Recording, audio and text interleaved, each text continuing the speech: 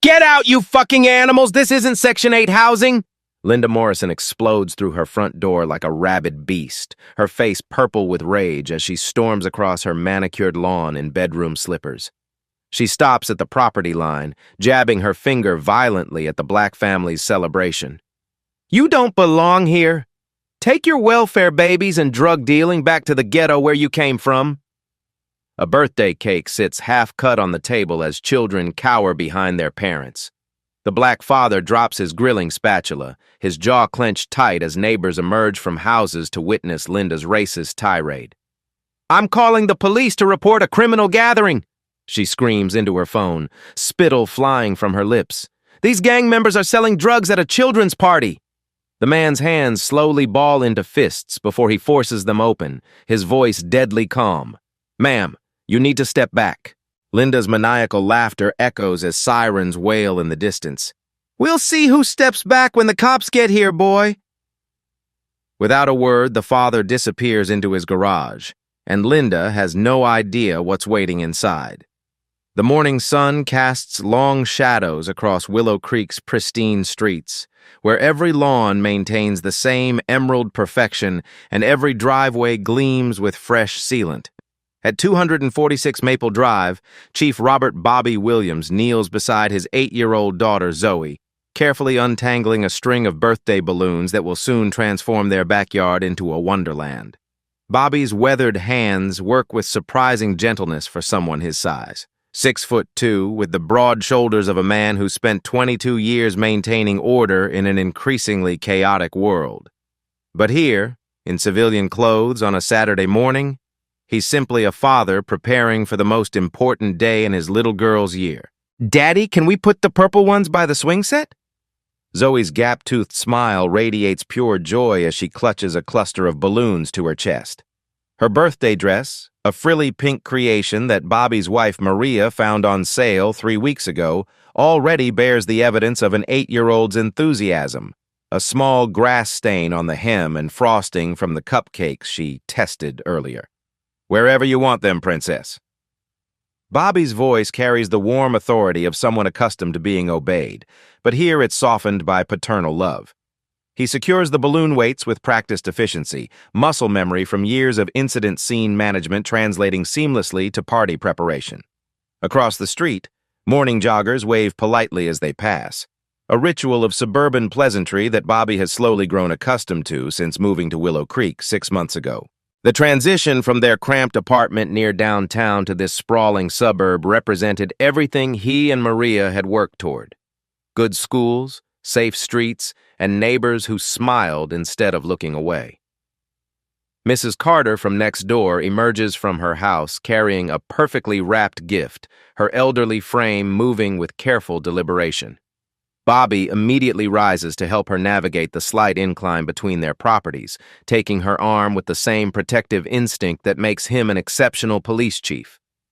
You're too kind, Mr. Williams, she says in accented English, patting his hand with genuine warmth. Zoe is lucky to have such a caring father.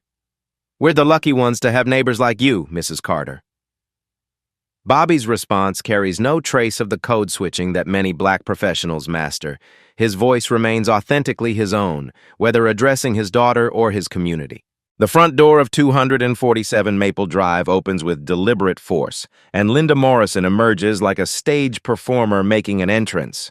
Her blonde hair sits in rigid perfection despite the early hour, and her pastel cardigan coordinates flawlessly with her pressed khakis and spotless white sneakers.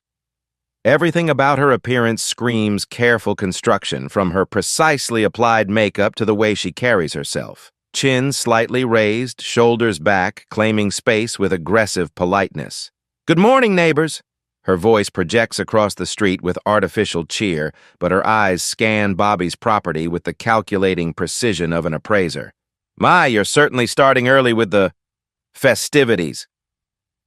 The pause before festivities hangs in the air like a question mark, loaded with implications that Bobby recognizes but chooses not to acknowledge. He's encountered this tone countless times in his career, the carefully modulated voice of someone who believes their concerns deserve immediate attention and their perspective represents universal truth. Just getting ready for Zoe's birthday party this afternoon. Bobby responds evenly, continuing to secure decorations without breaking rhythm. His response carries no defensiveness, no explanation beyond the simple facts. Years of police work have taught him the power of controlled responses. Linda's smile tightens imperceptibly. I do hope you'll be mindful of the noise ordinances. We have several elderly residents on this street who value their weekend tranquility. She pauses, her gaze fixing on the portable speaker Bobby has positioned near the patio table. And of course, there are property values to consider. Mrs. Carter's grip on Bobby's arm tightens slightly, a gesture so subtle that only someone trained in reading body language would notice.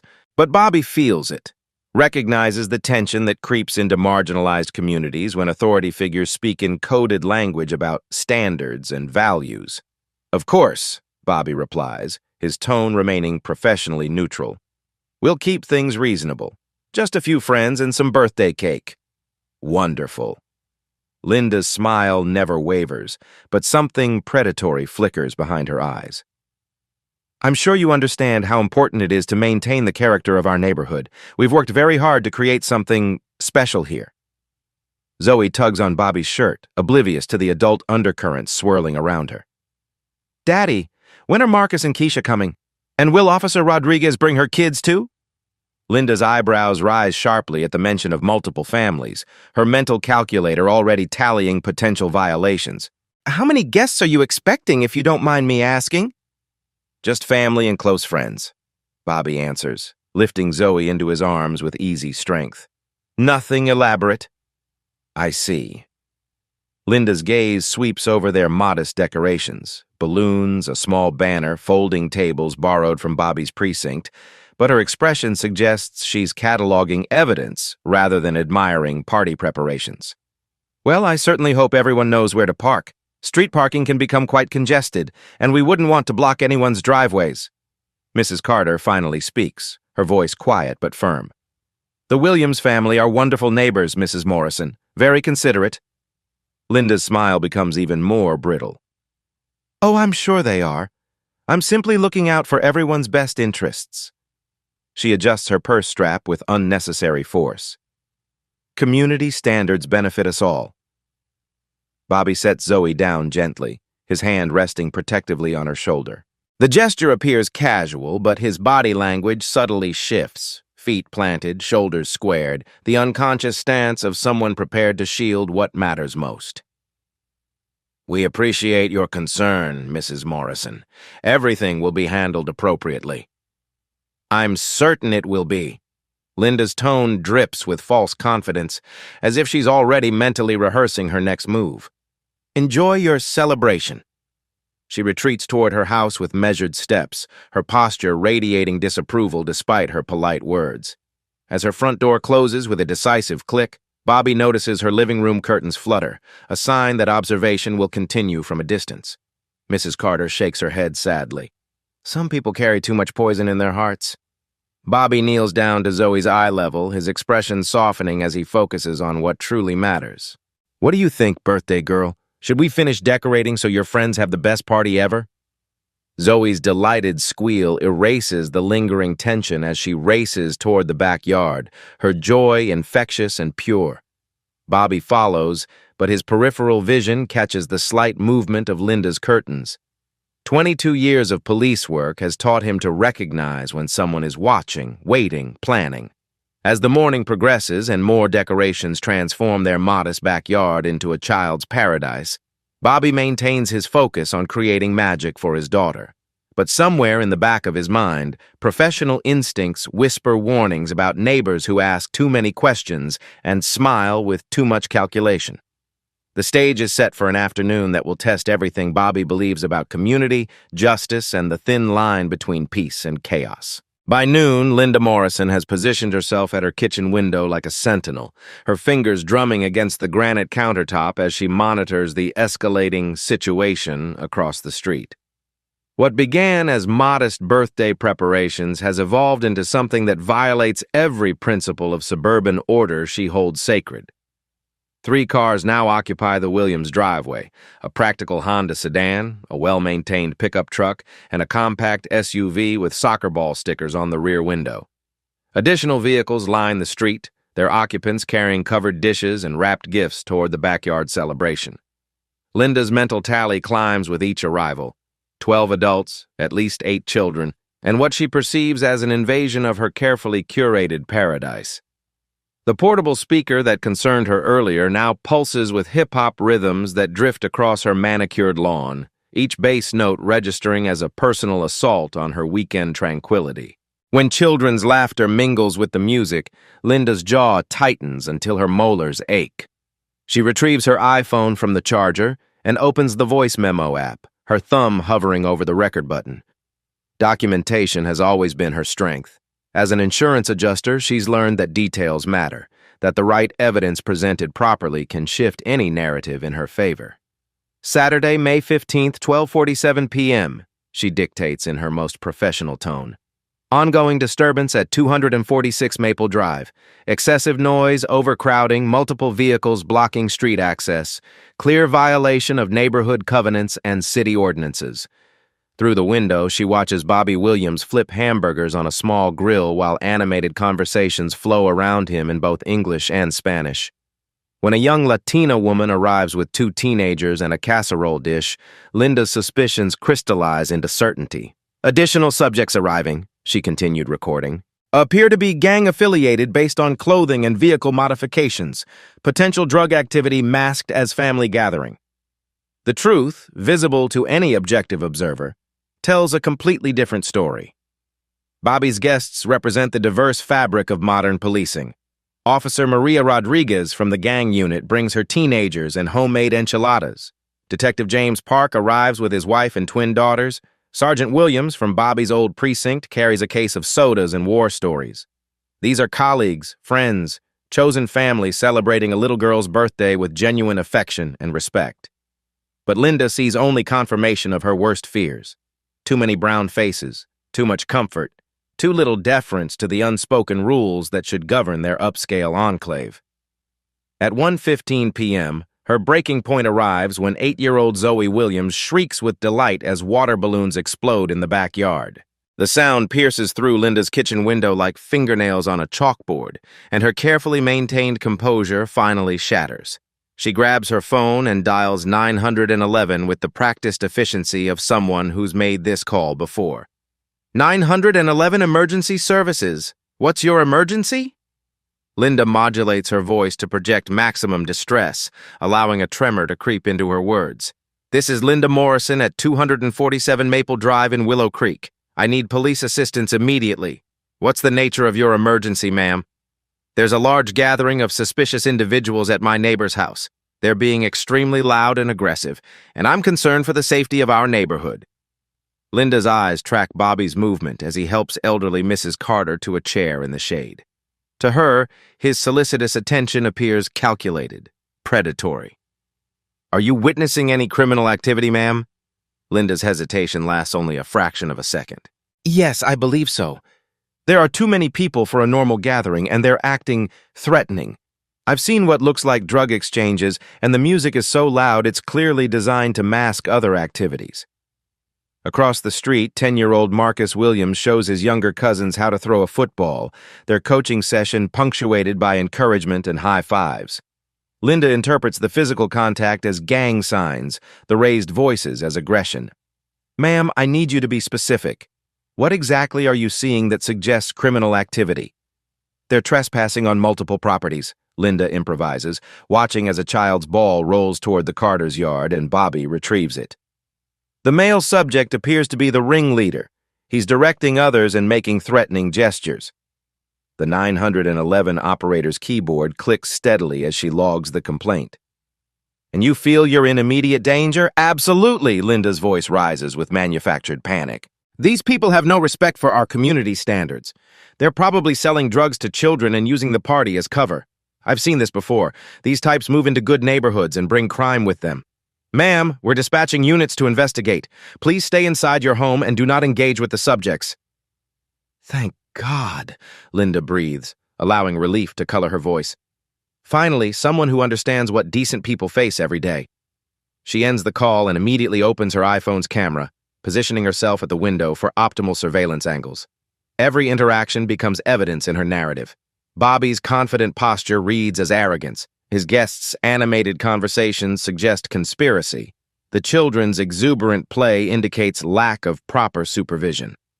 When Bobby lifts Zoe onto his shoulders so she can hang streamers from a tree branch, Linda captures the moment with vindictive satisfaction. Male subject using child to access elevated positions, she dictates. Possible surveillance or drug concealment activity. At 1:32 p.m., the first patrol car appears at the end of Maple Drive, followed quickly by two others. Linda's pulse quickens with anticipation as the vehicles approach, their presence validating every complaint, every concern, every carefully constructed narrative she's built around her neighbor's simple celebration. She positions herself at her front door, prepared to emerge as the concerned citizen whose vigilance protects community values from the chaos that threatens to consume them. Her hand rests on the doorknob, wedding ring catching the afternoon light, as she prepares to watch justice restore order to her perfect neighborhood. Across the street, Bobby Williams notices the approaching sirens with the alertness of someone whose profession demands constant awareness. But he has no way of knowing that his daughter's birthday party has just become the centerpiece of someone else's twisted narrative about race, belonging, and the price of existing while black in spaces designed to exclude him. The collision between Linda's manufactured crisis and Bobby's innocent celebration is now inevitable. The first siren cuts through the afternoon air like a blade through silk, its distant wail barely audible beneath the children's laughter and the gentle thrum of birthday celebration music. But Bobby Williams hears it immediately. His 22 years in law enforcement have trained his ears to detect trouble long before it announces itself. He freezes mid-flip of a hamburger patty, his head tilting slightly as he tracks the sound's direction and proximity. The guests continue their conversations, unaware of the approaching disruption, but Bobby's entire demeanor shifts with predatory alertness. His shoulders straighten, his feet shift to a balanced stance, and his eyes begin scanning the perimeter of his property with the methodical precision of someone assessing threat levels. "Uncle Bobby, when do we get cake?" 10-year-old Marcus tugs at Bobby's arm, his face smeared with barbecue sauce and his energy boundless despite an hour of non-stop play. The boy's innocent question barely registers as Bobby's attention focuses on the growing symphony of sirens, now clearly multiple vehicles, their harmonized wailing growing louder with each passing second. Maria Williams emerges from the kitchen carrying a tray of fresh lemonade, her nurse's intuition immediately detecting the tension radiating from her husband's rigid posture. "Bobby, what is it?"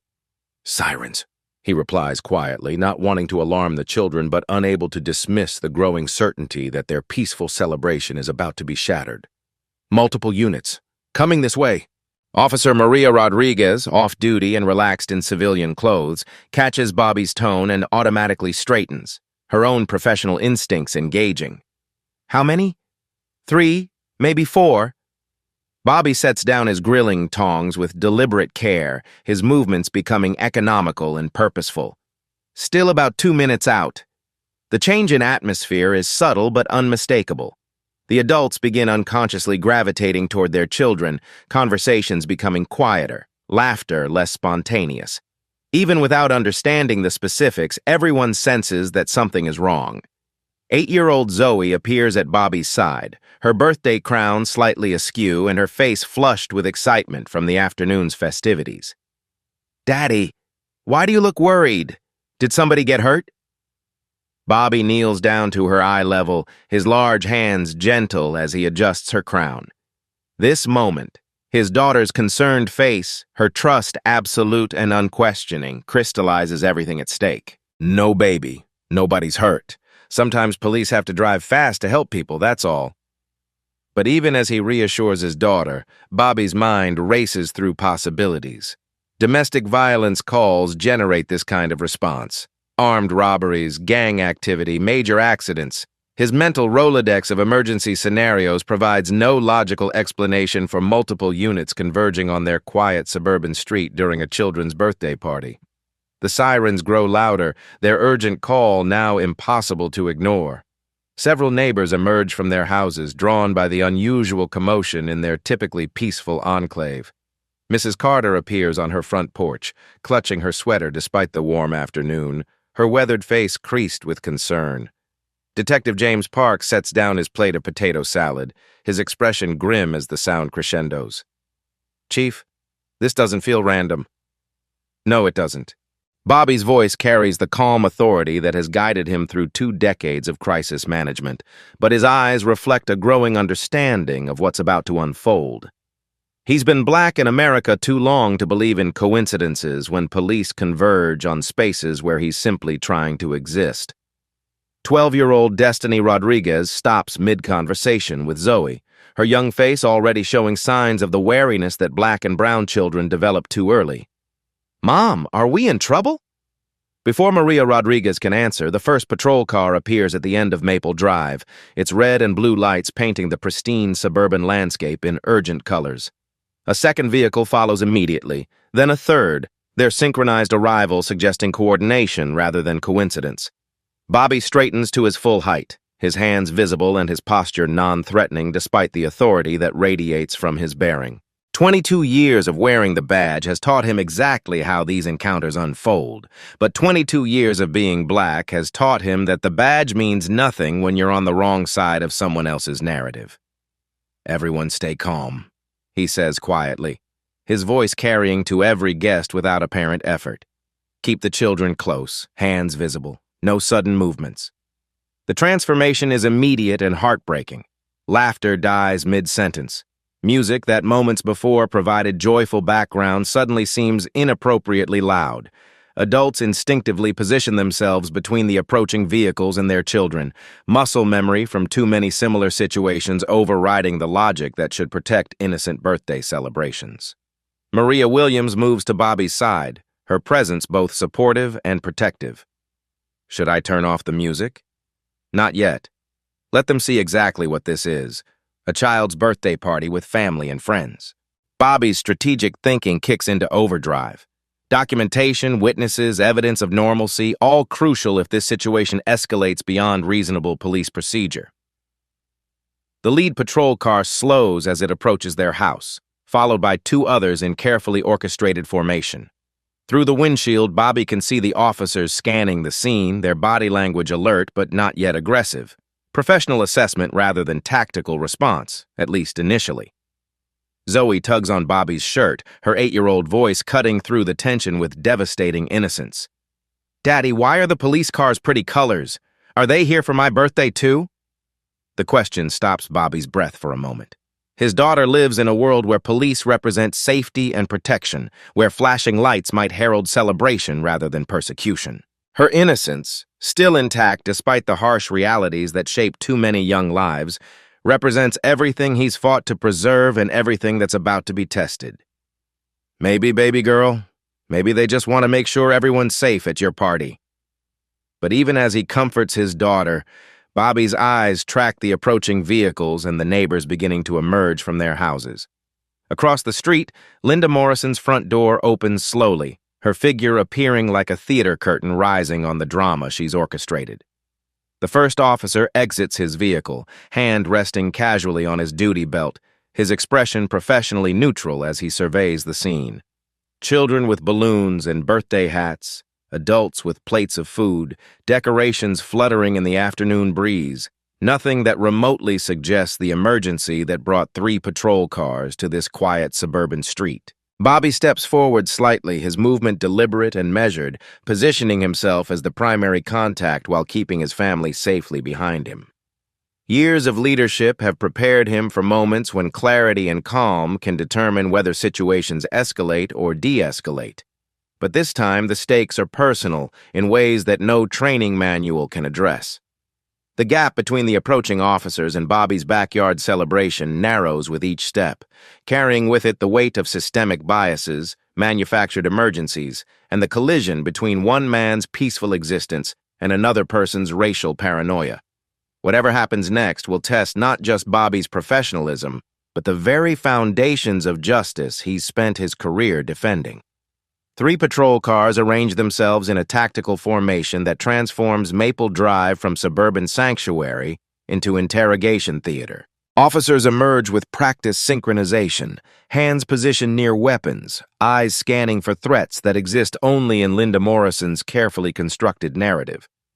Officer Jake Martinez, a 5-year veteran with biceps that strain his uniform sleeves, takes point as he approaches Bobby's front yard. His partner, Officer Sarah Carter, no relation to the elderly neighbor, flanks left while a third officer maintains position near the vehicles. Their body language suggests routine investigation rather than immediate threat assessment, but the implicit show of force sends its intended message to every guest at the birthday party. Linda Morrison explodes from her house like a prosecutor presenting opening arguments to a jury, her pastel cardigan somehow armor-plated with righteous indignation. She strides across her lawn with theatrical urgency, pointing at Bobby with the accusatory precision of someone who's rehearsed this moment in her mind countless times. "Officers! Thank God you're here!" Her voice projects across the street with operatic volume, ensuring that every neighbor, every child, every guest becomes an audience for her performance. "That man has been terrorizing our neighborhood all afternoon." Bobby maintains his position near the grill, his hands visible and his posture deliberately non-threatening despite every instinct screaming at him to protect his family from the unfolding nightmare. Years of police training war with decades of being black as he calculates responses, exit strategies, and the devastating reality that his daughter's birthday party has become someone else's racist fantasy. Officer Martinez approaches the property line, his expression professionally neutral as he addresses Bobby. "Sir, we received a complaint about a disturbance. Mind if we have a quick word?" "Of course, officer." Bobby's voice carries the measured calm of someone accustomed to authority, but his eyes never leave the approaching officers as Maria gathers the children closer to the house. "What kind of disturbance?" Linda's voice cuts across the lawn like breaking glass. "Noise violations, public intoxication, possible drug activity disguised as a children's party." Each accusation escalates in volume and venom, her finger jabbing at Bobby like a weapon. He's been aggressive and threatening toward multiple neighbors. Officer Carter surveys the scene with growing confusion. Balloons tied to fence posts, a modest grill with hamburgers, children in birthday hats clutching juice boxes. Her radio crackles with background chatter about domestic disputes and traffic accidents, real emergencies that demand police attention rather than this suburban theater. "Ma'am," Officer Martinez addresses Bobby while keeping Linda in his peripheral vision, "can you tell me what kind of gathering this is?" "My daughter's 8th birthday party," Bobby responds evenly, gesturing toward Zoe, who peeks out from behind her mother's legs. "Family and friends. We've been here since noon." "He's lying!" Linda's voice reaches a fever pitch that causes several children to flinch. "I've been monitoring suspicious activity all day, multiple subjects arriving in unmarked vehicles, loud music designed to mask illegal transactions, children being used as cover for criminal enterprise." Mrs. Carter emerges from her house despite her advanced age, her voice quavering but determined. "Officers, the Williams family are wonderful neighbors. There's been no disturbance except this woman's shouting. She's been compromised." Linda whirls toward the elderly woman with manic intensity. "They probably threatened her into compliance." This is exactly how these criminal organizations operate: intimidation and false narratives. The accusations pile upon each other like toxic debris, each claim more outrageous than the last. Officer Martinez's training manual never covered situations where birthday parties become criminal conspiracies in the mind of a caller, where children's laughter transforms into evidence of gang activity through the lens of racial paranoia. Officer Sarah Carter steps forward with diplomatic precision. "Sir, do you have identification? And can you provide a guest list for today's gathering?" Bobby nods calmly, reaching slowly toward his back pocket. "Of course. My driver's license is right here. Don't let him reach for anything." Linda's shriek pierces the afternoon air with the desperation of someone whose narrative is beginning to crumble. "He could have weapons. Gang members always carry weapons." The officers tense at Linda's outburst. hands instinctively moving toward their duty belts as Bobby freezes with his hand halfway to his wallet. The moment crystallizes into dangerous possibility. One wrong movement, one nervous reaction, one split-second misinterpretation could transform a birthday party into a tragedy that makes national news. "Sir, please move very slowly," Officer Martinez instructs, his voice professional but tight with sudden tension. Bobby complies with exaggerated deliberation, his movements precise and telegraphed as he extracts his wallet. But as he opens it to reveal his driver's license, Linda's voice cuts through the air with vindictive triumph. "Look at his body language! Look how he's positioning himself! That's tactical awareness! He's obviously had military or gang training!" She turns to the officers with conspiracy-laden intensity. "Check his record! I guarantee he has prior arrests, probably weapons charges, definitely drug-related offenses." The third officer, a rookie named David Kowalski, whose nervous energy betrays his inexperience, speaks up from his position near the patrol cars. "Should we request backup for a potential gang investigation?" Linda's eyes light up with vindictive satisfaction. "Yes! Finally someone with common sense! This whole street could be compromised!" Officer Martinez shoots his rookie colleague a warning look. "Let's assess the situation first, Kowalski." But Linda pounces on the rookie's suggestion like a predator sensing wounded prey. "Officer, I've lived in this neighborhood for 12 years. I know when something doesn't belong. These people moved in 6 months ago and immediately the character of our community started changing. Property values dropping, strange cars at all hours, loud parties every weekend." "Ma'am, this appears to be the first party we've been called to," Officer Carter interjects, consulting her notepad. "There's no record of previous complaints about this address." "Because you people don't take suburban safety seriously." Linda's voice reaches new levels of hysteria, her careful composure completely abandoned. "You wait until someone gets shot, until children get corrupted by drug dealers, until decent families are driven from their homes by these criminals."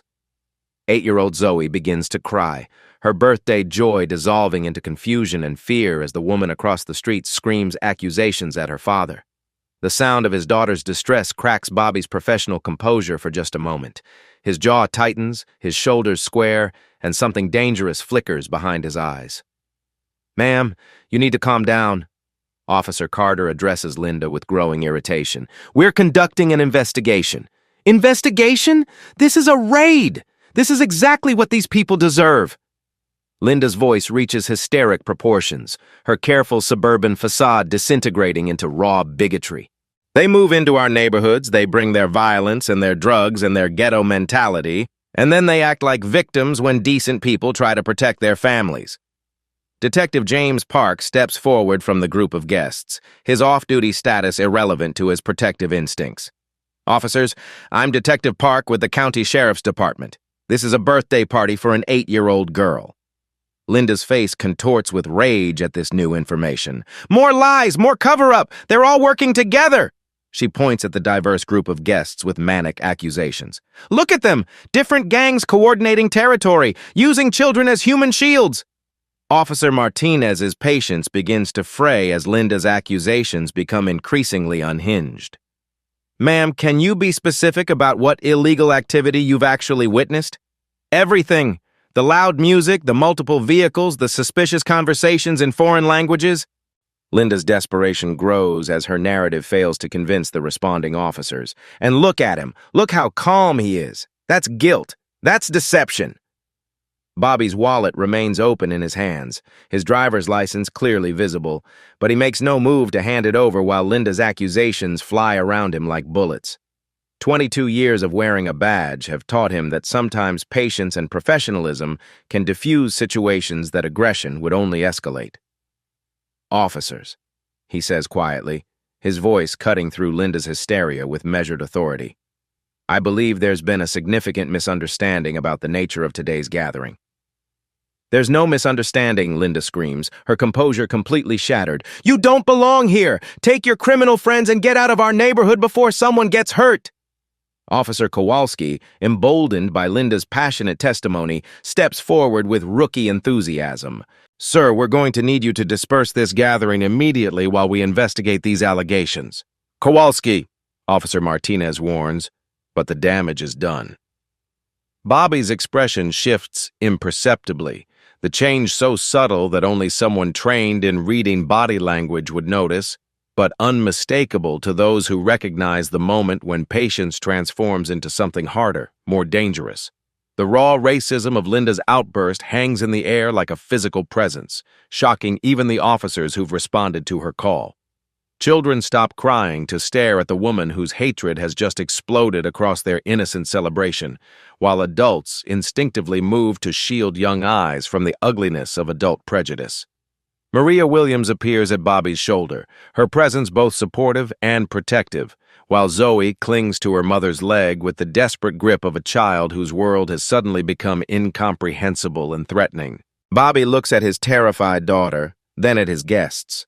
Good people who came to celebrate childhood joy only to witness the systematic harassment that too many families endure simply for existing in spaces where their presence challenges someone's vision of racial purity. The weight of the moment settles on his shoulders like a familiar burden, the exhaustion of being perpetually guilty until proven innocent, of having every gesture scrutinized for signs of threat, of watching his child learn too early that her father's skin color makes him suspect in the eyes of neighbors who smile politely while harboring poisonous assumptions. "I think," he says with deadly calm, "it's time for some clarification." Without another word, Bobby turns toward his garage, Linda's continued screaming fading into background noise as he walks with purpose toward a revelation that will redefine every assumption, every accusation, and every prejudice that brought 3 patrol cars to his daughter's birthday party. The garage door rises with mechanical precision, its steady hum cutting through Linda Morrison's hysterical accusations like a blade through static. Every eye, officer and civilian alike, fixes on the widening gap that reveals the interior of Bobby Williams's garage with documentary clarity. What emerges stops time.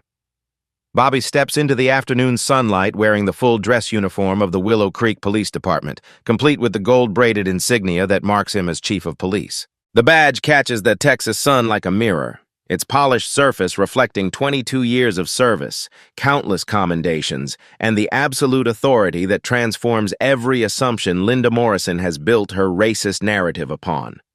The effect is instantaneous and devastating. Linda's mouth opens and closes like a fish drowning in air, her pointing finger freezing mid-accusation as her brain struggles to process the impossible sight before her. The woman who moments ago screamed about gang members and criminals now faces the horrifying realization that she has just spent 30 minutes calling the police to report the police chief celebrating his daughter's birthday. Officer Martinez snaps to attention with military precision, his hand moving to his cap in an automatic salute.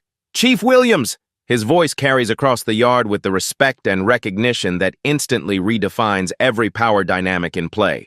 Officer Carter follows suit immediately, her posture straightening as years of police hierarchy override her confusion about the situation. Even Rookie Kowalski, who moments ago threatened to disperse the gathering, now stands at attention with wide-eyed recognition of his superior officer. "Good afternoon, officers," Bobby says with the calm authority of someone accustomed to command, his voice carrying no trace of anger despite the indignities he's just endured. "I believe we need to discuss the nature of this emergency call. The transformation is complete and absolute. The suspected gang leader becomes the chief law enforcement officer for their entire jurisdiction. The threatening criminal becomes the man whose signature appears on every commendation, every promotion, every policy that governs how police interact with their community." Linda staggers backward as if physically struck, her face cycling through confusion, horror, and dawning comprehension of the magnitude of her mistake. The woman who built her identity around protecting suburban values from dangerous outsiders has just discovered that the most dangerous person on Maple Drive exists only in her own poisoned imagination. "Sir," Officer Martinez struggles with the awkwardness of addressing his chief while surrounded by the evidence of Linda's false accusations. "We responded to a complaint about suspected criminal activity." Bobby's gaze sweeps over his officers with professional assessment, then shifts to Linda with the measured attention of someone studying a fascinating specimen of human behavior. "I see. And what specific criminal activity did you observe upon arrival, Officer Martinez?" A children's birthday party, sir, with what appears to be family and friends celebrating in a backyard setting. Martinez's report carries the careful neutrality of someone realizing that his day has become significantly more complicated. Interesting. Bobby's tone remains conversational, but something underneath suggests that this conversation will be remembered and documented. And the complainant's specific allegations? Officer Carter consults her notes with visible discomfort. Noise violations, suspected drug activity, gang gathering, and threats to neighborhood safety, sir. The silence that follows her recitation carries the weight of institutional reckoning. Every guest, every neighbor, every child understands that they are witnessing the moment when systemic racism collides with actual authority, when manufactured fear meets professional competence. Bobby's attention turns to Linda, who seems to shrink with each passing second. Ma'am, I believe you called 911 to report suspicious activity at this address? Linda's voice comes out as a barely audible whisper. I didn't know. I thought. You thought what exactly? Bobby's question carries the patient tone of someone conducting an official investigation, but the steel underneath suggests that her answer will have consequences far beyond this embarrassing moment. I thought there was the noise. Linda's carefully constructed narrative crumbles like a house built on sand, each word revealing the fundamental emptiness of her accusations. Detective Park steps forward from the group of guests, his shield now visible on his belt. Chief, several of us can provide testimony about the complainant's specific statements and behavior over the past hour. Thank you, Detective. I'm sure that will be helpful. Bobby's acknowledgement carries the weight of formal procedure beginning, the transformation of a personal harassment into an official investigation. Officer Rodriguez emerges from the crowd of guests, her own badge visible. Sir, the complainant made specific allegations about gang activity and drug dealing, with particular emphasis on the racial composition of your guests. The documentation phase has begun, and Linda Morrison finally understands that her day of playing neighborhood vigilante has evolved into something far more serious. The police chief she tried to have arrested is now conducting an official investigation into her abuse of emergency services, and every word she's screamed for the past hour exists as evidence against her. Young Zoe Williams peers around her mother's legs, her birthday crown still perched on her head as she tries to understand why the mean lady across the street looks so scared. Daddy, why is everyone being so quiet now? Bobby kneels down to his daughter's level, his uniform crisp and official, but his voice soft with paternal love. Sometimes grown-ups make mistakes, Princess, and sometimes those mistakes have to be fixed. He rises and addresses his officers with the authority that has guided his department through countless crises. Officers, I want a complete report on today's incident filed by end of shift. Include the complainant's specific allegations, the response protocols followed, and any witness statements you can gather. Yes, sir. Martinez responds, already mentally drafting the report that will become part of Linda Morrison's permanent record. Linda finally finds her voice, desperation replacing her earlier bravado.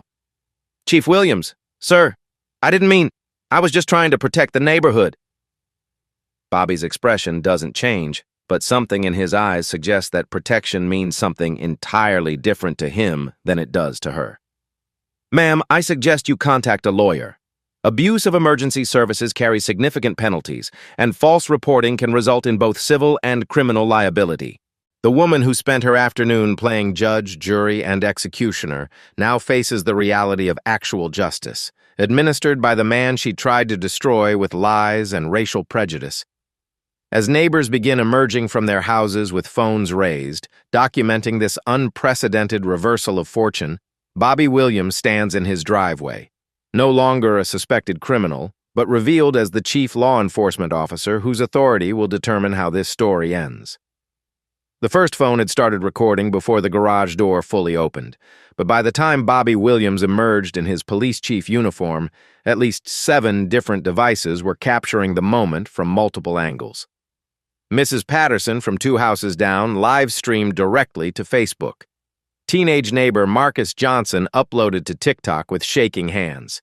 Even elderly Mr. Rodriguez, who rarely used his smartphone beyond phone calls, instinctively knew this moment demanded documentation. Within 90 seconds of Bobby's reveal, the first video hit social media with the caption, Racist Karen calls cops on police chief's daughter's birthday party # Willow Creek chief #. Karen's gone wild # justice served.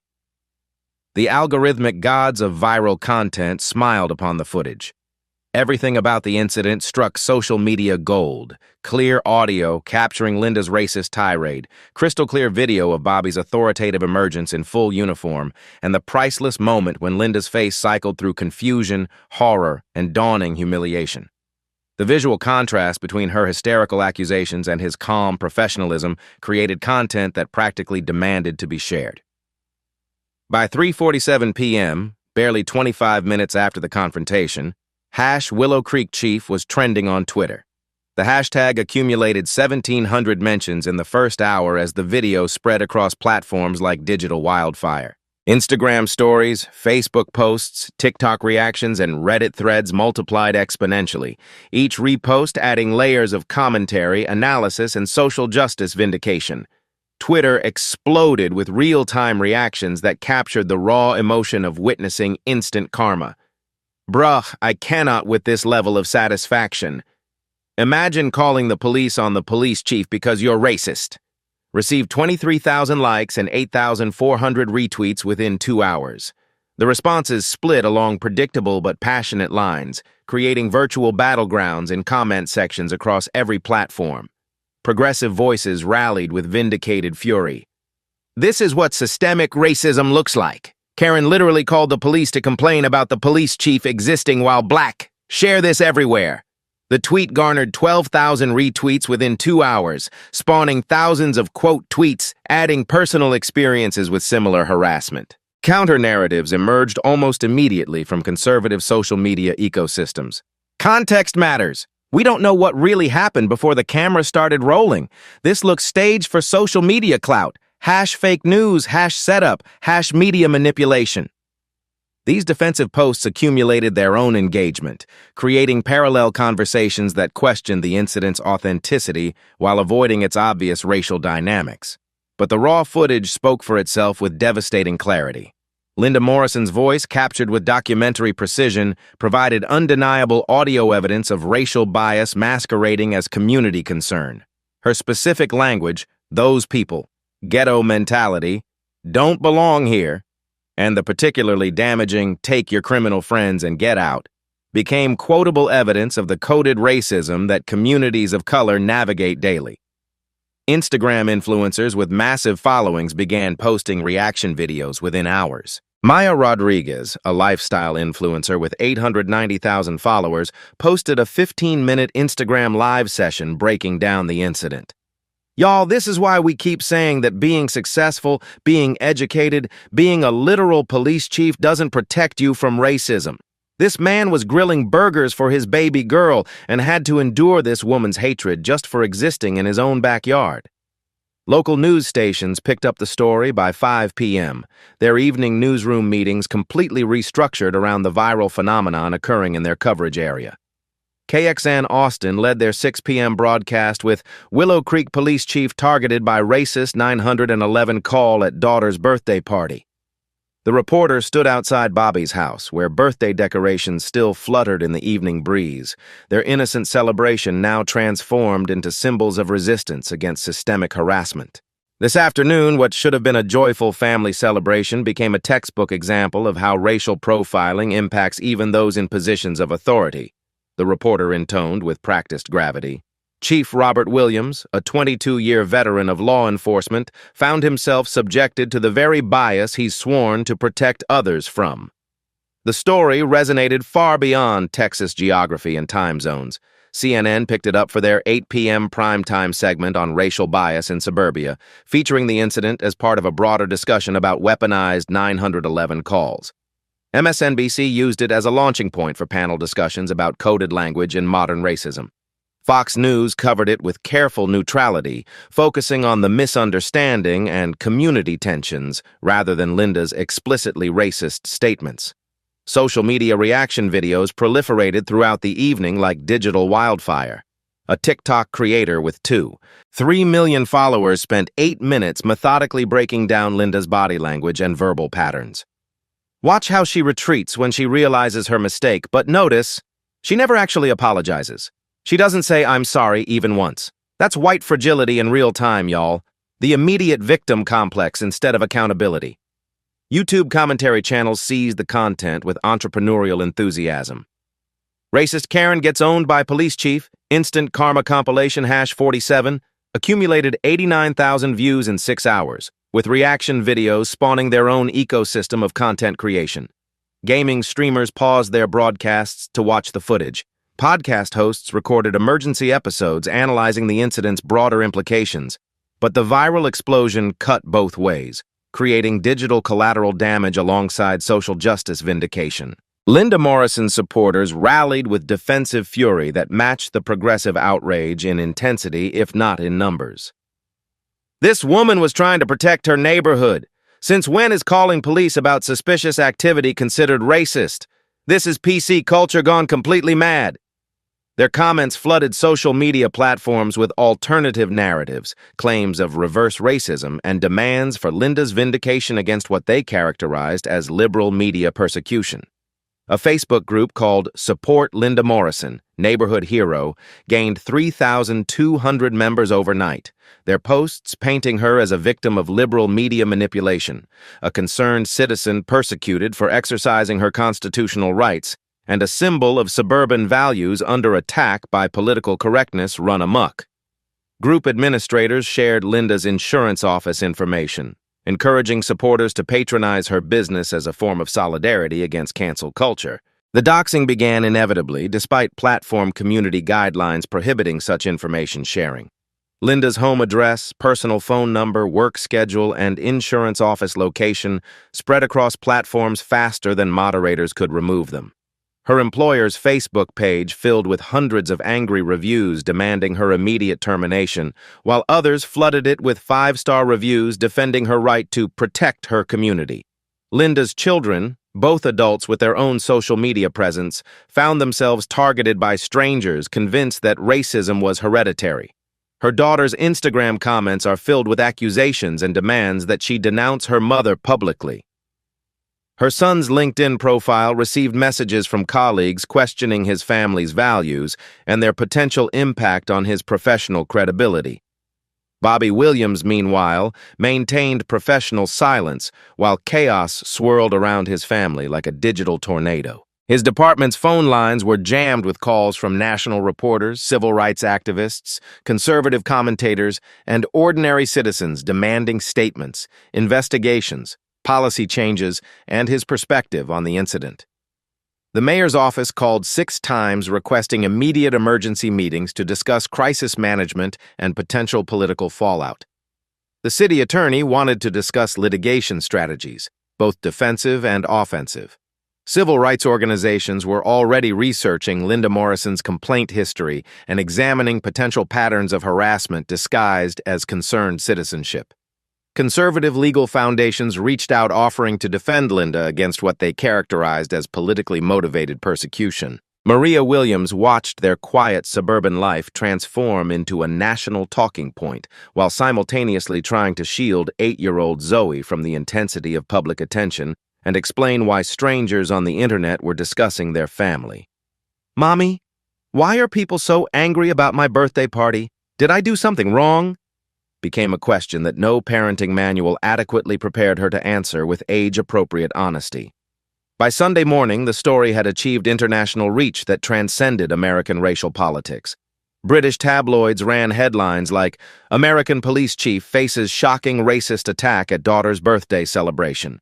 German news outlets used the incident to illustrate broader American racial tensions for European audiences. Social media discussions in Spanish, French, Mandarin, and Arabic debated the incident's implications for understanding systemic racism in democratic societies. The video spawned countless memes that reduced complex social justice issues to shareable content. Linda's shocked expression when Bobby emerged in uniform became a reaction GIF captioned, "When you realize you messed with the wrong one." Bobby's calm emergence in full dress uniform transformed into motivational posters about quiet confidence overcoming loud ignorance, wisdom defeating weaponized stupidity. But beneath the viral entertainment and meme culture lay serious institutional consequences that would outlast social media attention spans. The Willow Creek Police Department faced unprecedented scrutiny about their response protocols, bias training, and community relations strategies. How many other residents had filed similar racially motivated complaints? Were there documented patterns of harassment disguised as concerned citizenship that the department had failed to address systematically? Internal Affairs announced a comprehensive review of all 911 calls originating from the Willow Creek subdivision over the previous 24 months. Civil rights organizations demanded immediate access to Linda Morrison's complete complaint history and any internal communications about previous incidents. Legal experts across news networks debated whether her demonstrably false reporting rose to the level of criminal charges versus civil liability, and what precedent her case might set for similar incidents nationwide. Monday morning arrived at the Willow Creek Police Department like a reckoning disguised as routine. Chief Bobby Williams entered his office at 6:47 a.m., 2 hours earlier than usual, to find 17 urgent messages from the mayor, 43 interview requests from media outlets, and a stack of incident reports that would redefine his understanding of systematic harassment. The viral storm had subsided enough for actual police work to begin, but the questions it raised demanded answers that extended far beyond one racist neighbor's Saturday afternoon meltdown. Bobby's decades of law enforcement experience told him that Linda Morrison's behavior represented a pattern, not an isolated incident, and patterns required investigation. Detective Sarah Carter arrived at 7:15 a.m. carrying 3 banker's boxes and a look of grim determination, no relation to elderly Mrs. Carter from Bobby's neighborhood. Detective Carter had spent her Sunday voluntarily combing through departmental records, driven by the professional instinct that Saturday's incident was merely the visible tip of a much larger iceberg. "Chief, we need to talk," she said, setting the boxes on his conference table with the careful precision of someone handling evidence. "I pulled every 911 call originating from the Willow Creek subdivision over the past 18 months. What I found is disturbing." Bobby poured himself coffee from the pot he'd started brewing 20 minutes earlier, his movements deliberate as he prepared for revelations he suspected would challenge his faith in the system he'd devoted his career to serving. "How disturbing?" Detective Carter opened the first box, revealing meticulously organized files color-coded by incident type and caller identity. Red folders marked emergency responses, yellow indicated noise complaints, blue represented suspicious activity reports, and green documented follow-up investigations. The overwhelming majority wore red tabs. Linda Morrison has made 47,911 calls since January of last year. 47 calls, Chief. That's an average of 2.6 calls per month from one address in a neighborhood that previously generated maybe 6 police calls annually for the entire subdivision. She spread the files across the conference table like a prosecutor presenting evidence to a grand jury. Each folder contained audio transcripts, response logs, incident summaries, and officer notes that painted a picture of systematic abuse of emergency services disguised as concerned citizenship. "Tell me about the pattern," Bobby said, settling into his chair with the focused attention he reserved for major case briefings. "Every single call involves people of color," Detective Carter reported, consulting her handwritten analysis notes that represented 12 hours of meticulous documentation. 23 calls about Black residents, 16 about Latino families, 5 about Asian households, and 3 about families she couldn't clearly identify ethnically but described as foreign-looking or Middle Eastern types. Bobby's coffee mug stopped halfway to his lips. 47 calls. 0 about white residents. 0. Not one complaint about noise, parking, or suspicious activity involving white neighbors. But she's called about birthday parties, graduation celebrations, family barbecues, children playing basketball in driveways, teenagers washing cars, elderly residents gardening in their own yards, and families walking their dogs through the subdivision. Detective Carter's voice carried the controlled anger of someone who'd spent 12 hours documenting institutional failure. The second box contained audio transcripts that read like a masterclass in coded racism. Linda Morrison's language evolved over 18 months from subtle implications to explicit bias, each call building on the previous one's success in generating police responses to ordinary activities of daily life for families of color. January 15th of last year, Detective Carter read from the earliest transcript. There's suspicious activity at 312 Oak Street. Multiple vehicles, loud music, people coming and going at all hours. Response: 2 units dispatched. Found the Ramirez family celebrating their grandmother's 70th birthday with 3 generations of relatives. March 8th. Possible drug activity at 428 Pine Drive. Young men gather in the garage, exchange packages, lookouts posted. Response: officers discovered the Thompson teenagers working on a car restoration project with their father, a mechanic teaching his son's auto repair skills. May 22nd. Trespassing and theft in progress at 156 Maple Circle. Subjects accessing property without permission, removing items. Response: officers found the Kim family's adult children helping their parents move furniture as they renovated their living room. Bobby reviewed the files with growing incredulity. Each incident report documented police resources deployed to investigate ordinary family life, neighborhood gatherings, and routine activities that became suspicious only when filtered through Linda Morrison's racial paranoia. The pattern revealed itself with mathematical precision. Normal activities performed by white families generated no calls, while identical activities performed by families of color triggered emergency responses. The escalation is systematic, Detective Carter continued, pulling out a timeline she'd constructed. Early calls used vague language about suspicious activity and unusual gatherings. By summer, she's alleging specific crimes like drug dealing and gang activity. By fall, she's claiming to witness weapons, threats to community safety, and organized criminal enterprises. And our response? Bobby asked, though he suspected the answer would implicate his entire department in systematic racial harassment. We responded to every call, every single one. Detective Carter's admission carried the weight of institutional complicity that would haunt his department for years. Officers followed standard protocol, investigated thoroughly, filed complete reports, and found no evidence of criminal activity in 46 of 47 cases. The one exception was a noise violation issued during the Martinez family's quinceañera that went past 10 p.m. on a Saturday, a celebration that white families regularly held without complaint or police contact.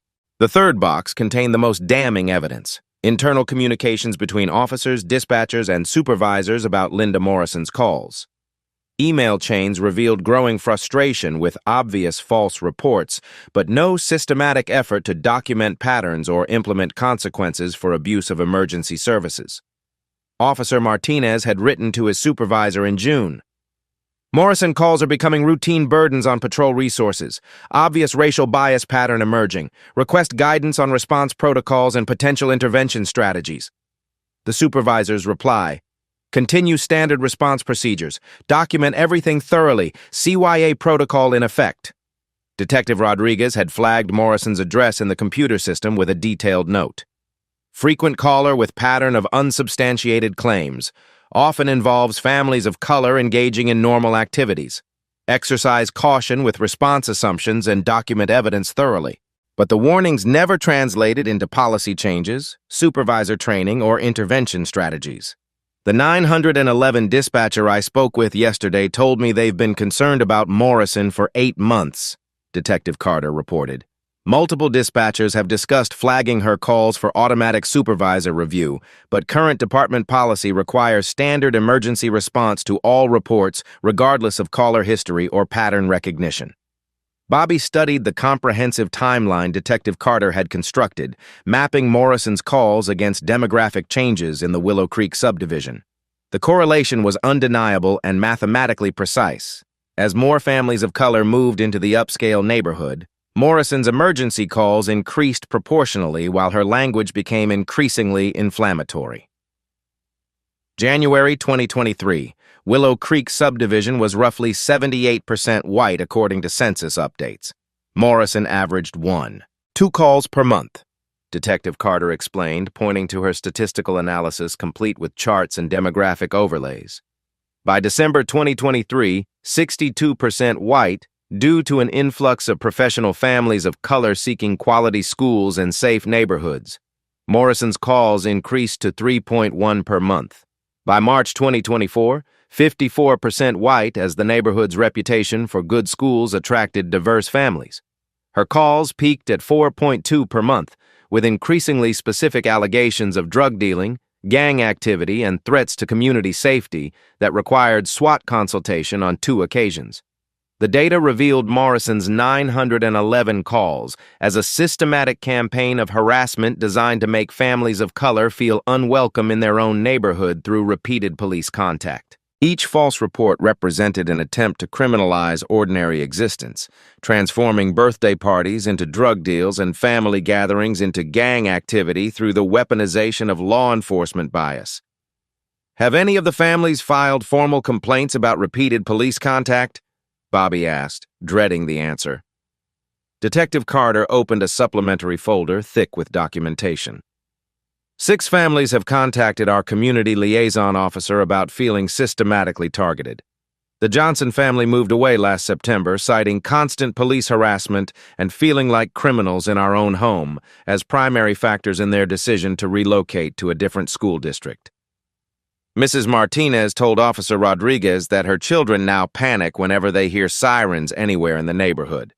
Her 8-year-old son asks if they're in trouble every time a police car drives down their street. The family has stopped hosting gatherings entirely. The Park family, Detective Park's relatives who moved here from California, stopped hosting family gatherings after 3 Morrison-generated police visits in 2 months. They told responding officers they felt like suspects under surveillance in their own backyard. Bobby absorbed the systematic nature of the harassment with growing anger that threatened his professional composure. Morrison had weaponized his department against innocent families, transforming police officers into unwitting agents of racial intimidation. Every response validated her complaints. Every investigation legitimized her suspicions. Every police visit reinforced her neighbors' sense that they were perpetually suspect in their own community. "What's our legal exposure?" Bobby asked, his mind shifting to institutional liability and potential federal litigation. "Significant and multifaceted," Detective Carter admitted, consulting legal research she'd compiled. "Civil rights violations under Section 1983, selective enforcement patterns, institutional racism facilitated by official policy.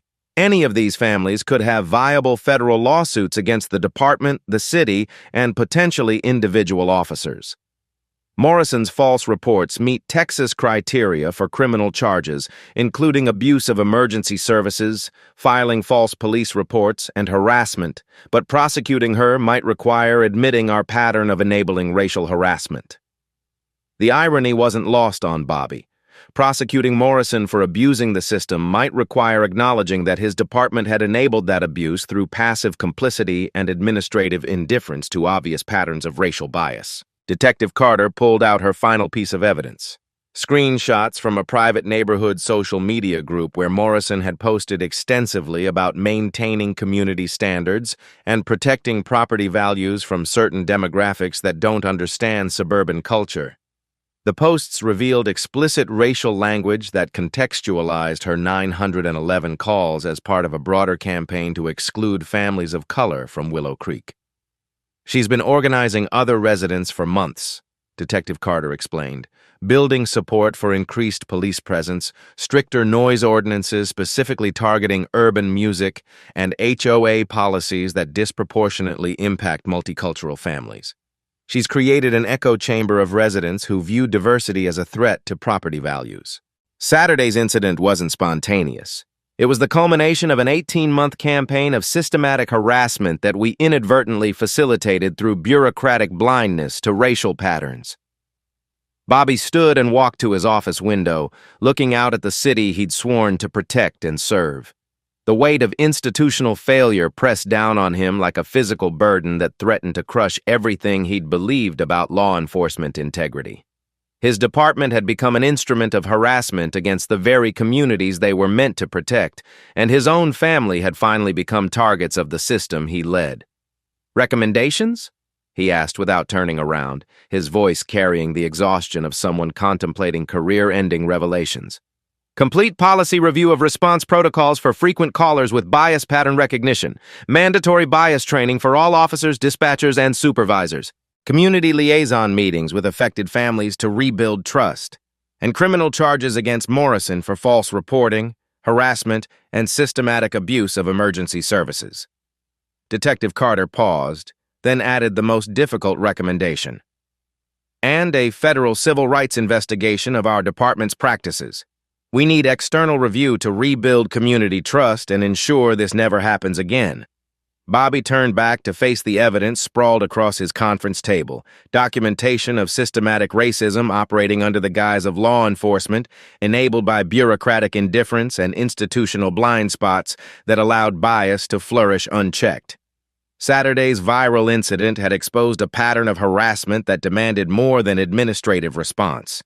It required fundamental reckoning with how police power could be weaponized against innocent families.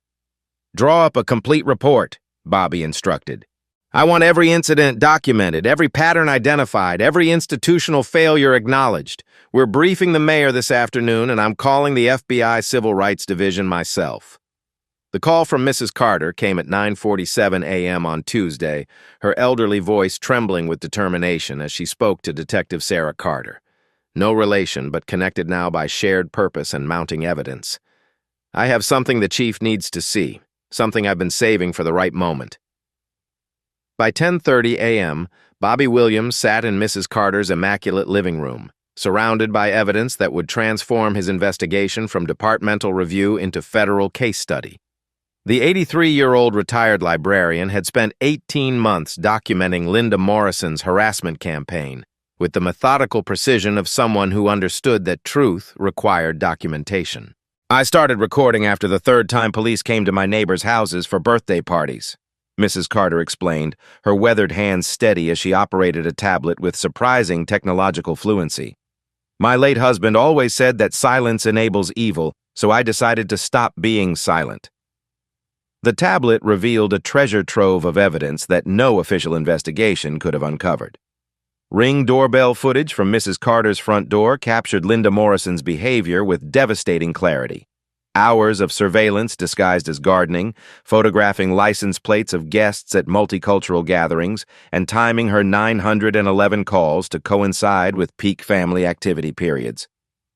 May 15th, the Rodriguez graduation party, Mrs. Carter narrated as video played on her tablet screen. Watch Linda position herself at her mailbox at exactly 3:47 p.m. when the mariachi band was setting up. She makes the call at 3:52 p.m., claiming the music is too loud, but the band hasn't even started playing yet. Bobby watched Linda Morrison stage her complaints with calculated precision, timing her calls to maximize police response during family celebrations. The footage revealed premeditation that elevated her harassment from impulsive racism to systematic persecution. July 4th, the Park family barbecue, Mrs. Carter continued. Linda calls 911 at 2:15 p.m., claiming gang activity and possible weapons. But look at the timestamp. This is 30 minutes before Detective Park's family even arrives. She's calling about activities that haven't happened yet. Detective Sarah Carter took notes with growing amazement as Mrs. Carter's archive revealed the depth of Linda Morrison's deception. Each video contradicted official 911 transcripts, exposing false claims, manufactured evidence, and deliberate timing designed to weaponize police responses against innocent families. The most disturbing incident was October 12th, Mrs. Carter said, her voice hardening with controlled anger. The Thompson family's son came home from college with friends for his birthday. Linda called 911 claiming she witnessed drug dealing, but my camera shows her making the call from inside her house while looking at printed photographs of the young men arriving. Printed photographs? Bobby asked, though he suspected the answer would reveal stalking behavior. She's been photographing every person of color who visits the neighborhood, Mrs. Carter confirmed with disgust. Printing the photos, organizing them in what appears to be surveillance files, my camera caught her consulting these photos before making specific identification claims to 911 operators. The evidence painted Linda Morrison not as a concerned neighbor making impulsive complaints, but as someone conducting systematic surveillance and building case files against families of color. Her 911 calls weren't reactive. They were planned operations designed to generate maximum police harassment. Mrs. Carter opened a folder containing printed screenshots from neighborhood social media groups, revealing Morrison's efforts to recruit other residents into her harassment campaign. She convinced the Hendersons at 251 Oak to start calling about the Martinez family's work trucks, Mrs. Carter explained, and she got Mrs. Patterson to report the Lee family's teenage son for loitering when he waits for the school bus in his own driveway.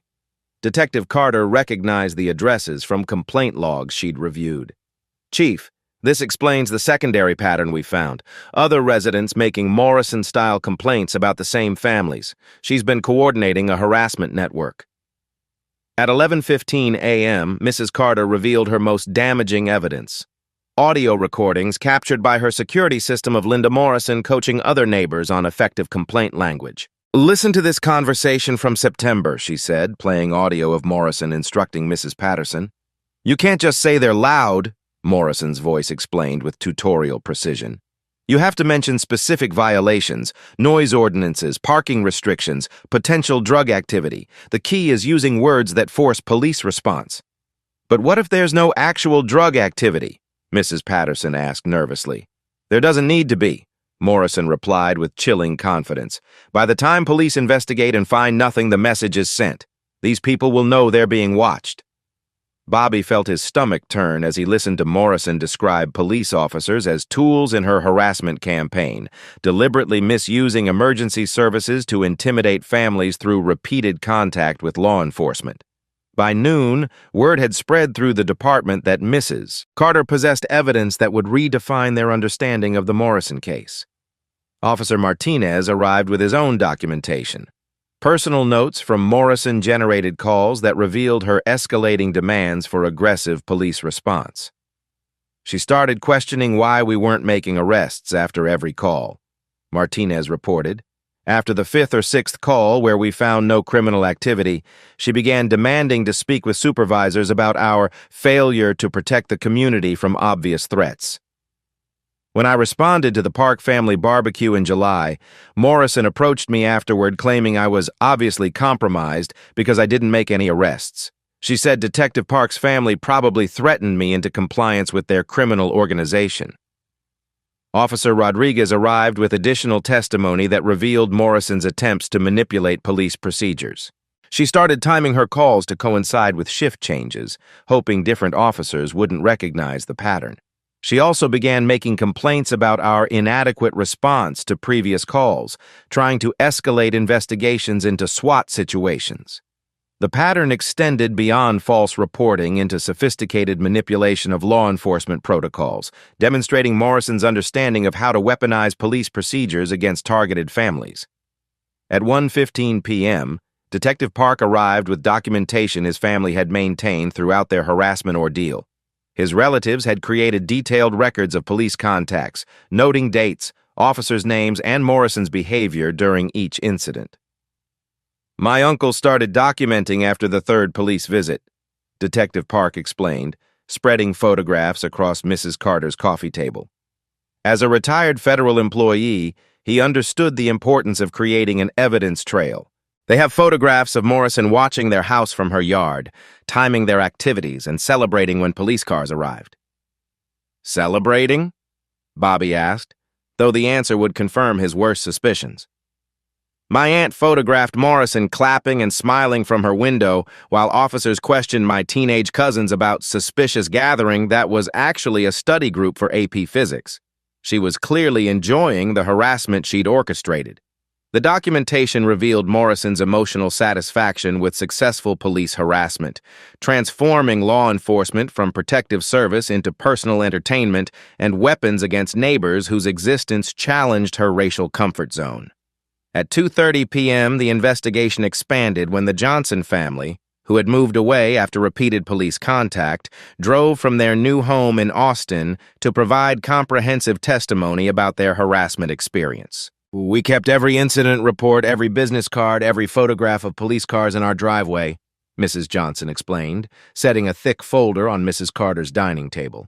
Our children developed anxiety disorders from constant police questioning at family gatherings. Our 8-year-old still asks if we're going to jail every time he sees a police car. Linda Morrison made our lives a nightmare for 6 months, Mr. Johnson added, his voice carrying barely controlled anger. Police visits during our son's birthday party, during my wife's book club meeting, during my mother's funeral reception. Every significant moment in our family life was interrupted by investigating officers responding to her deliberate lies. Their documentation included dozens of photographs showing police cars in their driveway, complete incident report numbers, and a detailed timeline that correlated Morrison's calls with major family events, graduations, birthdays, religious holidays, and even a funeral gathering. The final straw was when she called 911 during my mother's funeral reception, claiming we were conducting illegal gambling because family members were playing cards to distract children from grief, Mrs. Johnson continued. Officers arrived while we were still in mourning clothes, questioning elderly relatives about suspected criminal activity while we were processing the loss of our family matriarch. At 3:45 p.m., Detective Carter's computer investigation revealed Morrison's employment history with Integrity Insurance and a pattern of professional discrimination that contextualized her residential harassment campaign. Chief Morrison was investigated by the Texas Department of Insurance last year for filing suspicious claims patterns, Detective Carter reported. Multiple complaints documented her systematically denying claims from minority policyholders while approving identical claims from white clients. The investigation found statistical evidence of racial bias in her professional decision-making, but she received only a written reprimand and mandatory diversity training. Her supervisor described the behavior as concerning but not criminal enough for termination. The discovery revealed Morrison's bias as systematic rather than situational, extending from her professional discrimination into a residential harassment campaign. Her 911 abuse represented one facet of a broader pattern of using institutional power to discriminate against people of color in multiple spheres of her life. At 4:15 p.m., Mrs. Carter provided her most shocking revelation: recorded evidence of Morrison coordinating with other residents to create false narratives that would justify increased police presence in the neighborhood. She organized what she called community safety meetings at her house, Mrs. Carter explained, playing audio from one such gathering. Listen to how she coaches neighbors to manufacture crime statistics that would support their complaints. Morrison's voice on the recording demonstrated a sophisticated understanding of how to manipulate official statistics. If we all report the same incidents from different angles, it creates a pattern that police have to take seriously. One noise complaint gets ignored, but 5 noise complaints about the same family forces investigation. By 5 p.m., Bobby's investigation had accumulated overwhelming evidence of systematic harassment that transcended individual racism into organized conspiracy to violate civil rights through abuse of government services. Video evidence, audio recordings, witness testimonies, and professional discrimination history combined to create a federal case that implicated not just Morrison but potentially other residents and institutional systems that enabled her campaign. Mrs. Carter, who had quietly observed the afternoon's evidence compilation, finally spoke with the moral authority of someone who had witnessed decades of social progress and regression.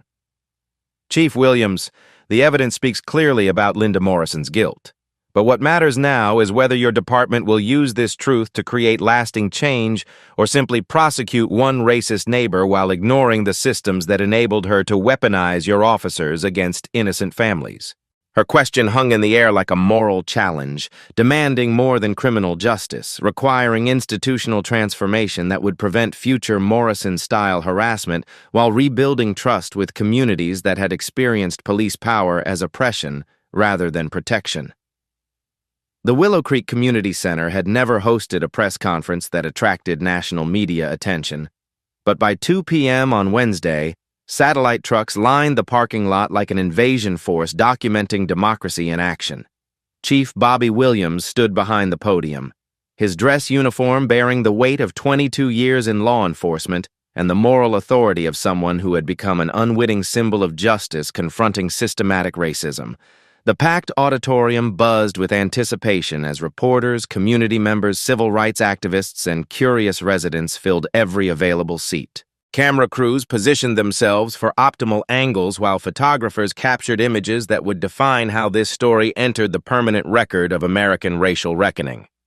CNN, MSNBC, Fox News, and local stations had deployed their most experienced correspondents, recognizing that this small suburban drama contained elements of a much larger national conversation about bias, authority, and institutional accountability. Bobby surveyed the crowd with the calm assessment of someone who understood that his next words would determine whether his community moved toward healing or deeper division. Maria Williams sat in the front row with 8-year-old Zoe, whose presence served as a reminder that this fight was ultimately about creating a world where children could celebrate birthdays without harassment. Behind them sat Detective Park's family, the Johnson family who had driven from Austin, the Martinez family, and other residents whose lives had been disrupted by Linda Morrison's systematic campaign of racial harassment. "Ladies and gentlemen, thank you for coming," Bobby began, his voice carrying across the auditorium with quiet authority that immediately silenced the crowd. "I stand before you today not just as police chief of Willow Creek, but as a father whose daughter's 8th birthday party became a symbol of systematic harassment that has plagued our community for 18 months. The room fell silent with the expectation that comes when truth is about to confront comfortable lies that have enabled injustice to flourish unchecked. Over the past 3 days, our investigation has uncovered evidence of systematic abuse of emergency services designed to harass families of color in the Willow Creek subdivision.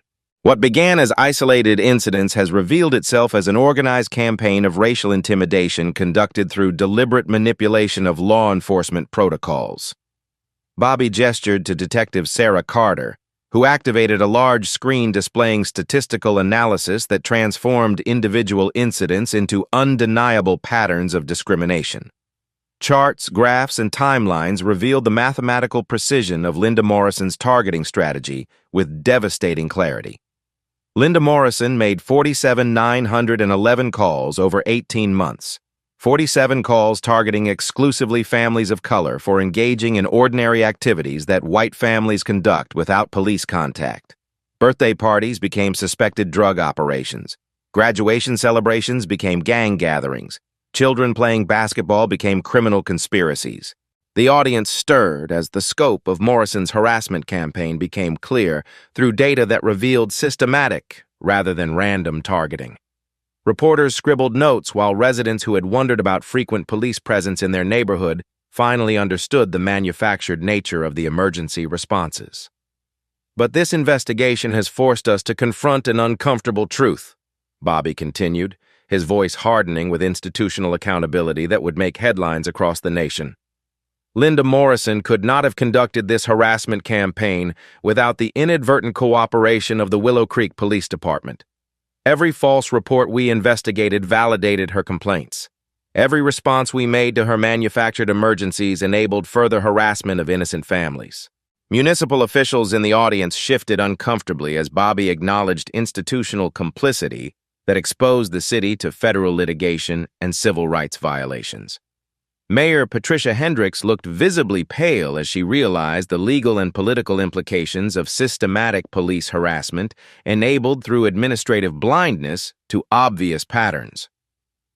"We responded to every call because our protocols demanded response regardless of caller history. We investigated every allegation because our training emphasized thoroughness over pattern recognition. We documented every incident without recognizing that documentation itself had become a weapon of harassment."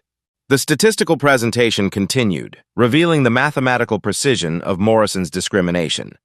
0 calls about white families despite significantly higher rates of actual noise violations and parking infractions, confirmed through independent analysis of city code enforcement records that documented objective violations by demographic distribution.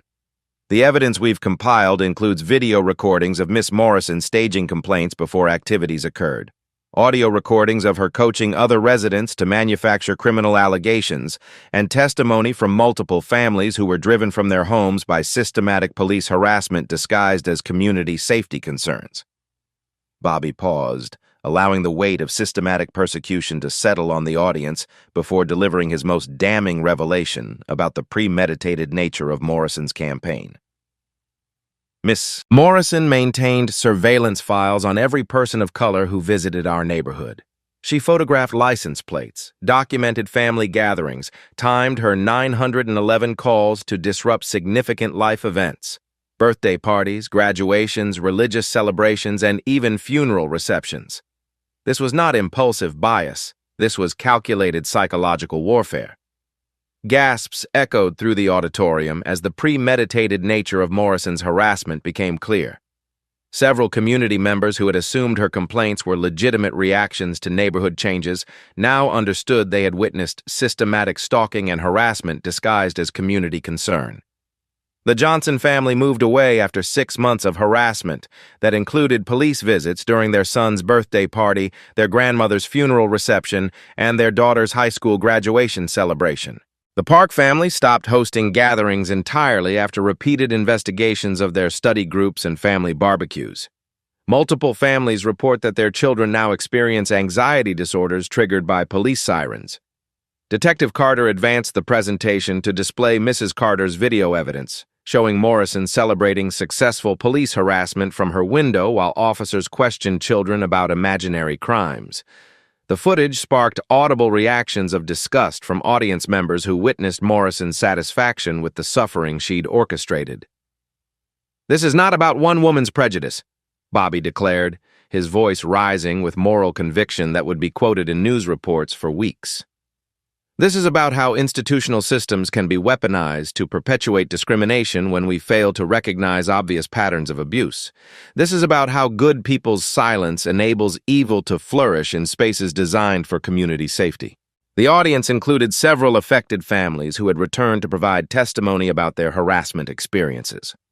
Bobby gestured for them to join him at the podium, creating a visual representation of community solidarity that transformed individual persecution into collective resistance against systematic discrimination. "Mrs. Johnson, would you please tell our community about your family's experience with systematic harassment?" Mrs. Johnson approached the microphone with the dignity of someone who had endured persecution and emerged with determination to prevent others from suffering similar treatment. Her voice trembled initially but gained strength as she described 18 months of psychological warfare disguised as community policing. "For 6 months, Linda Morrison made our family feel like criminals in our own home. Every celebration, every gathering, every moment of joy was interrupted by police officers responding to her lies about our activities. Our children learned to associate family happiness with police investigation. Our 8-year-old son developed anxiety so severe that he hides under his bed when he hears sirens anywhere in the neighborhood. Our teenage daughter stopped inviting friends over because she was embarrassed by constant police questioning about normal teenage activities. We moved away not because we couldn't afford our mortgage, but because we couldn't afford the psychological damage to our children's sense of safety and belonging." Mr. Martinez stepped forward to describe how Morrison's campaign had affected his family's cultural celebrations and sense of belonging in their own community. "She called the police during our daughter's quinceañera, claiming we were conducting illegal gambling because relatives were playing cards to entertain children during the ceremony. Officers arrived during our family celebration, questioning elderly grandparents about suspected criminal activity while we were celebrating our daughter's 15th birthday. When my wife tried to explain that quinceañeras are traditional celebrations honoring young women's transition to adulthood, Miss Morrison shouted from across the street that we were lying to cover up gang initiation rituals. Our daughter's special day, a celebration she had planned for 2 years, became a nightmare of interrogation and humiliation that she still has trouble discussing. Detective Park provided a law enforcement perspective on how Morrison's systematic false reporting had compromised police credibility within the community and damaged relationships between officers and residents they were sworn to protect. As both a resident and an officer, I witnessed how Miss Morrison's harassment campaign damaged relationships between police and community members. Families who should view officers as protectors began seeing us as tools of harassment. My own relatives stopped calling police about actual security concerns because they feared being treated as suspects rather than victims. When institutional authority becomes a weapon of discrimination, everyone's safety suffers. Community policing depends on trust, and systematic harassment destroys that trust in ways that take years to rebuild. Bobby returned to the podium as community testimony concluded, his expression reflecting the gravity of institutional reckoning that demanded more than individual accountability. It required systematic reform that would prevent future abuse of police authority. The evidence we've compiled has been forwarded to the Federal Bureau of Investigation Civil Rights Division and the United States Attorney's Office for review of potential hate crime charges and civil rights violations. Ms. Morrison's abuse of emergency services meets federal criteria for conspiracy to violate civil rights through government agency manipulation. But criminal prosecution alone cannot repair the damage done to community trust or prevent similar harassment campaigns in the future. Therefore, effective immediately, the Willow Creek Police Department is implementing comprehensive policy reforms designed to recognize and prevent bias-motivated false reporting. The policy announcements that followed represented fundamental changes to law enforcement protocols that would serve as a model for departments nationwide: mandatory pattern recognition training for all officers and dispatchers, automatic supervisor review for repeat callers with bias indicators, community bias reporting mechanisms with direct access to federal oversight, and partnership with civil rights organizations to monitor discriminatory practices in real time. We are also establishing a community oversight board with authority to review police responses to bias complaints and recommend policy changes that protect all residents equally, Bobby continued. The families who suffered harassment under our watch will have direct input into reforms designed to prevent future abuse of law enforcement authority. The most significant announcement came last, representing unprecedented accountability for a suburban police department. The Willow Creek Police Department is requesting voluntary federal oversight of our practices and procedures to ensure that institutional changes create lasting protection against discriminatory harassment. We cannot rebuild community trust without external accountability and transparent reform processes. As Bobby's presentation concluded, reporters began shouting questions, but he raised his hand for silence before delivering his final message directly to the cameras that would carry his words far beyond Willow Creek. My daughter asked me why the mean lady across the street hated her for her skin color. I explained that some people carry poison in their hearts, but that doesn't make the poison acceptable or inevitable. Communities have choices about whether they tolerate discrimination or demand justice. We can choose silence that enables evil or courage that transforms communities. He looked directly at the cameras. Linda Morrison's harassment campaign succeeded for 18 months because good people remained silent while their neighbors suffered persecution. But silence is also a choice, and today we choose to speak truth that demands justice. We cannot undo the damage caused by systematic harassment, but we can ensure that it never happens again. We can choose to build a community where every family feels safe celebrating life's precious moments without fear that their joy will be criminalized by neighbors who cannot accept their existence. The 20 seconds of absolute silence that followed Bobby's closing words created a moment of collective reflection that photographers captured as a symbol of community pause before moral awakening and commitment to change. When applause finally erupted, it began with the affected families and spread throughout the auditorium like a wave of solidarity that transcended racial lines and embraced shared humanity over tribal prejudice.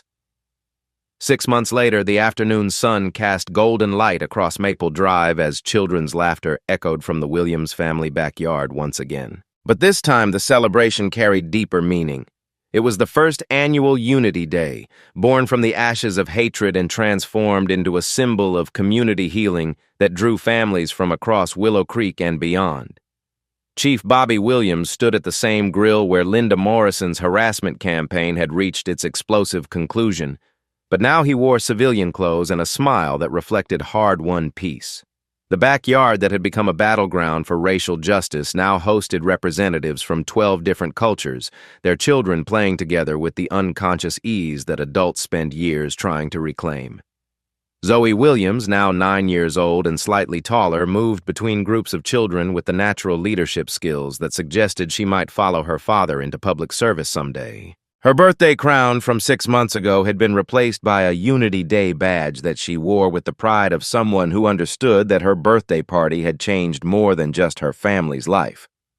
"Daddy, Mrs. Rodriguez brought the mariachi band again," Zoe announced, tugging on Bobby's sleeve with infectious enthusiasm.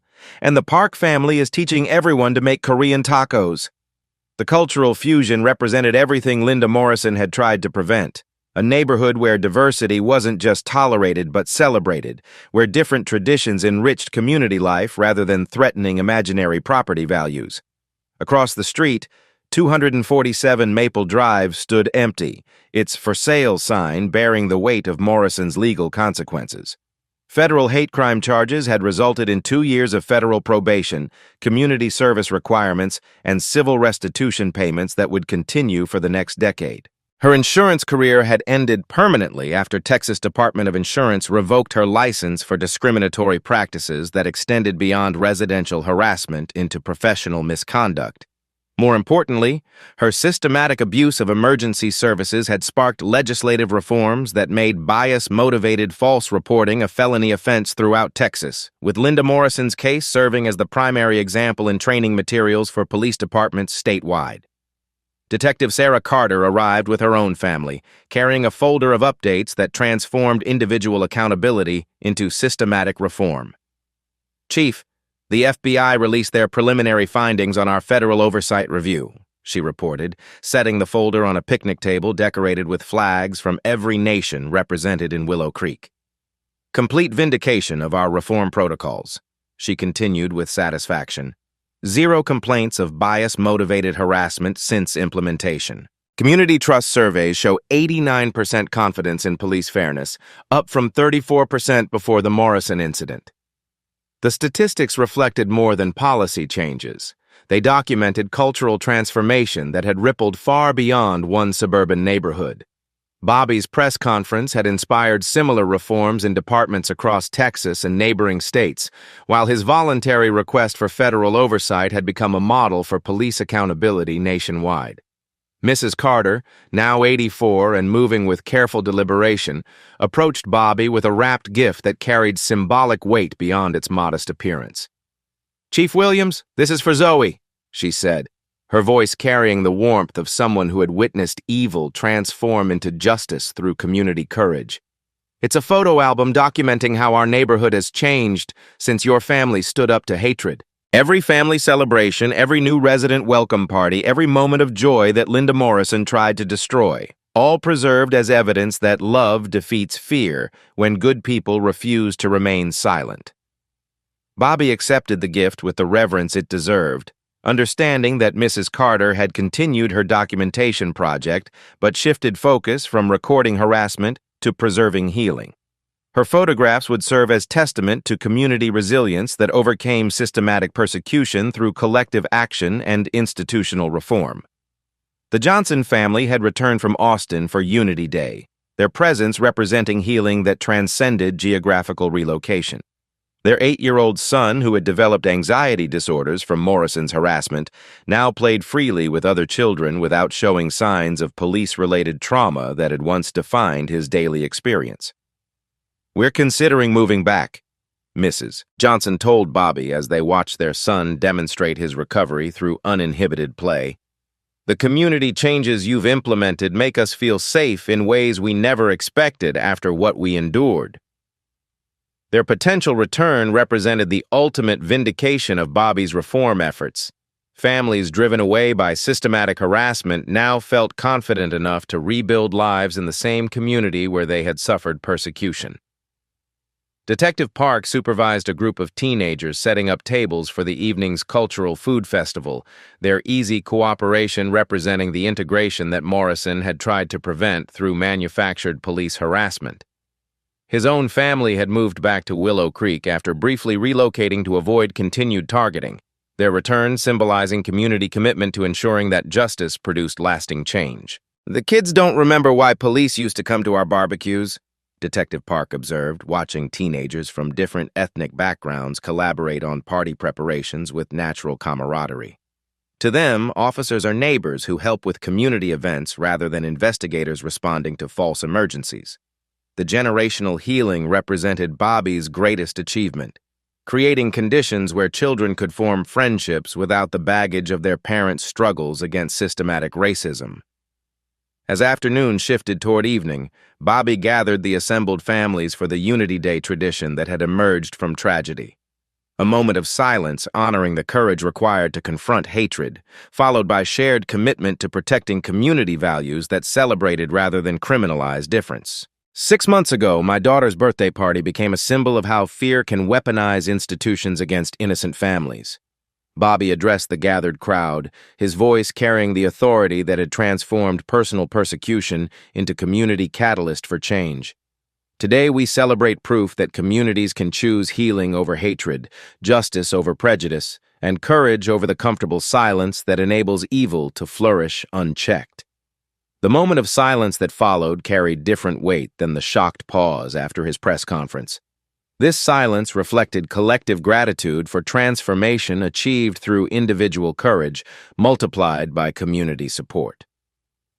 When the silence ended, children's laughter resumed with renewed energy while adults continued conversations that spanned languages, cultures, and the shared understanding that diversity strengthened rather than threatened their neighborhood's character. As evening approached and families began gathering their children for bedtime routines, Bobby stood in his driveway looking at the community that had emerged from systematic harassment. The Unity Day celebration had demonstrated possibilities that extended beyond his family's personal vindication. It had proven that institutional change could create lasting protection for vulnerable communities. Maria Williams joined him in the gathering twilight, their shared silence reflecting the peace that comes from fighting good fights and achieving meaningful victories. "Think it will last?" she asked, voicing the question that haunted every hard-won social progress. Bobby considered the policy changes, federal oversight, community engagement, and most importantly, the children playing together without consciousness of the racial barriers that had once divided their parents. "It has to," he answered with conviction born of experience. "Because silence enabled Morrison's harassment to flourish, and our voices created the change that stopped it." As stars appeared above Willow Creek, Bobby Williams understood that his family's ordeal had produced something precious, evidence that ordinary people could confront systematic injustice and win not just individual vindication, but lasting institutional change that protected future generations from similar persecution. The uniform hanging in his garage remained ready for duty, but tonight it represented service to a community that had chosen justice over comfortable prejudice, and made that choice permanent through courage that transformed harassment into healing. This story shows that change is possible when communities choose courage over silence. Have you witnessed bias in your neighborhood? Share your experiences in the comments. Like this video if you believe communities can heal from systematic racism. Subscribe for more stories of justice overcoming prejudice. Most importantly, what will you do when you see injustice in your own community? The choice between silence and action defines whether hatred flourishes or healing begins.